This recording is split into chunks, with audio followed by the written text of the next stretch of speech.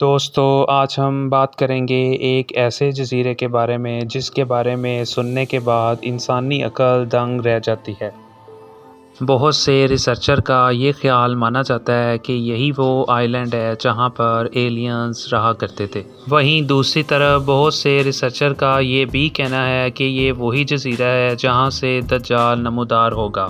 لیکن سچائی کیا ہے؟ ویڈیو کو اینڈ تک دیکھیے اور چینل کو سبسکرائب کر دیجیے۔ چلی کے ساحل سے بہت دور ایک ایسا آئی لینڈ پایا جاتا ہے جو چلی کے ساحل سے 3000 کلومیٹر دور ہے۔ یہ پر اسرار اور چھوٹا سا آئی لینڈ ایسٹر آئی لینڈ کے نام سے جانا جاتا ہے، لیکن اس کا مشہور ہونا ساحل سمندر سے تنہا 3000 کلومیٹر دور ہونا نہیں بلکہ اس کی وجہ یہ دیو قامت سٹیچوز ہیں۔ لیکن ساحل سمندر سے اتنی زیادہ دور اتنے دیو قامت سٹیچوز آخر بنائے کس نے تھے؟ کیا وہ کسی دوسری دنیا سے آئے ہوئے ایلین تھے یا پھر ہم جیسے انسان؟ جی ہاں دوستو، یہ بات ہے آج سے 300 سال پہلے جب ایک یورپین ٹورسٹ جیکوب اپنی بوٹ پر غلطی سے اس ساحل پر آ پہنچا۔ وہاں پہنچتے ہی اس نے دیکھا کہ بہت بڑے بڑے دیو قامت سٹیچو سمندر کے کنارے پر کھڑے ہیں، جن کو بڑی مہارت سے پتھر سے تراش کر بنایا گیا تھا۔ دیکھنے میں یہ سٹیچوز کسی دیو کی طرح لگتے تھے۔ جیکوب کو یہ پورا منظر بہت زیادہ حیران کن لگا اور تبھی اس نے اس پورے آئی لینڈ کو ایکسپلور کرنا شروع کیا۔ لیکن پتہ یہ چلا کہ یہ آئی لینڈ چند سٹیچوز سے نہیں بلکہ کئی ہزار سٹیچوز سے بھرا پڑا ہے، جن میں سے کچھ سٹیچوز ایسے تھے جو کھڑے ہوئے تھے اور ان میں سے چند سٹیچوز زمین پر پڑے ہوئے بھی دکھائی دیے۔ جس دن وہ ایکسپلورر اس آئی لینڈ پر پہنچا تھا وہ دن ایسٹر سنڈے کا تھا، اسی وجہ سے اس آئی لینڈ کا نام ایسٹر آئی لینڈ رکھا گیا۔ ریسرچر کے مطابق اس دور میں اس آئی لینڈ پر صرف گنے چنے لوگ رہتے تھے، لیکن ان سٹیچوز کو کب، کیوں اور کس نے بنایا یہ جاننا بہت زیادہ مشکل تھا۔ بس اس دن سے ریسرچر نے اس پروجیکٹ پر کام کرنا شروع کر دیا۔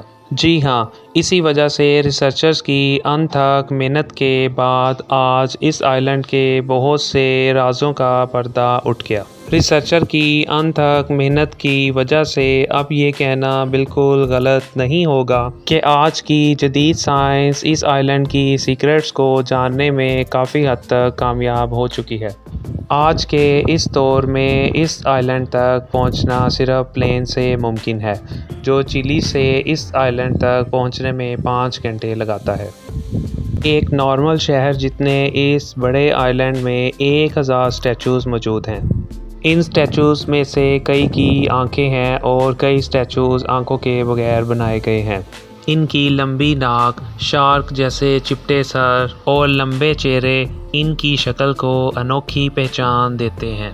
ایک اندازے کے مطابق یہ سٹیچوز 13 سینچری میں بنائے گئے تھے، یعنی کہ آج سے 700 سال پہلے۔ بہت سے سٹیچوز آئی لینڈ پر بڑی شان سے کھڑے ہیں تو کئی کے چہرے زمین پر پڑے ہوئے دکھائی دیتے ہیں۔ لیکن 2012 میں ایک حیرت انگیز حقیقت سے پردہ اٹھا۔ پتہ یہ چلا کہ ان کے صرف چہرے ہی نہیں بلکہ پوری باڈی بھی ہے جن کو زمین کے اندر دفن کیا گیا تھا۔ ان میں سے ایک سٹیچوز کی لمبائی تقریباً 33 فٹ ہے، جو کہ ایک بڑی پیسنجر بس جتنی بنتی ہے۔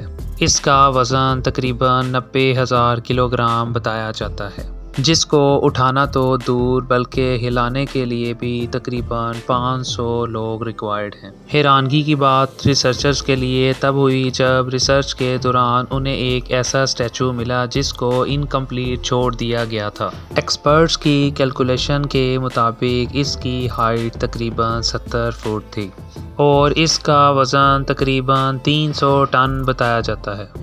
پتھر کو تراش کر اتنے بڑے بڑے سٹیچوز بنانا اور پھر اتنے وزنی سٹیچوز کو آئی لینڈ کی ڈیفرنٹ سپورٹس پر لے کر جانا، یہ ایک ایسا ٹاسک تھا جو کہ انسانوں کے بس کی بات ہی نہیں۔ لہٰذا کئی سالوں تک یہ مانا جاتا تھا کہ یہ کام اسپیس سے آئے ہوئے ایلینز نے کیا ہے، لیکن ماڈرن ریسرچ سے یہ تھیوری بالکل غلط ثابت ہوئی۔ کیونکہ بہت سے ریسرچر کو اس بات کا ثبوت مل چکا ہے کہ اس آئی لینڈ پر ایک والکینو ایش موجود تھا، اور یہ مجسمے بھی والکانک ایش سے نکلنے والے والکانک سٹون سے بنائے گئے تھے۔ ایکسپیریمنٹ کے طور پہ جب ریسرچرز نے یہ کام کرنا شروع کیا تو انہوں نے اسٹیچوز کی صرف آنکھ کو بنانا شروع کیا، اور صرف آنکھ کو بنانے میں ان کو 3 دن لگ گئے۔ ایکسپرٹس کا ماننا ہے کہ ایک پورا کمپلیٹ اسٹیچوز بنانے میں 12 مزدوروں کی ٹیم کو تقریباً 1 سال کام کرنا پڑتا تھا۔